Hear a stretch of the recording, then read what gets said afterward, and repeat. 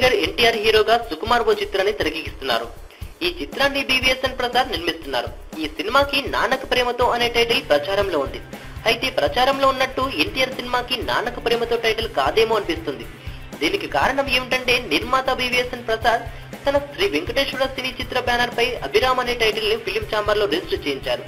ఈ title NTR cinema కోసమే అని అనిపిస్తుంది. ఎందుకంటే ఈ సినిమాలో ఎన్టీఆర్ పేరు అభిరామ్ అని నిర్మిస్తుంది. అదే కనుక నిజమైతే నాన్నకు ప్రేమతో కాస్త అభిరామ్ గా మారవచ్చు. నాన్నకు ప్రేమతో టైటిల్ సాఫ్ట్ గా ఉంది. మాస్ ఇమేజ్ ఉన్న ఎన్టీఆర్ కి సాఫ్ట్ టైటిల్ సెట్ కాదనుకుంటున్నారు అనుకుంటా. హీరో పేరుతోనే టైటిల్ రిజిస్టర్ చేయించారు.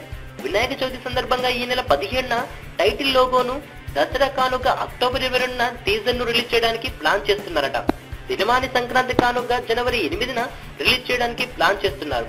మరి ఎన్టీఆర్ మూవీ టైటిల్ నాన్నకు ప్రేమతోనా లేక అభిరామ అనేది తెలియాలంటే ఈ నెల 17 వరకు ఆగాల్సిందే.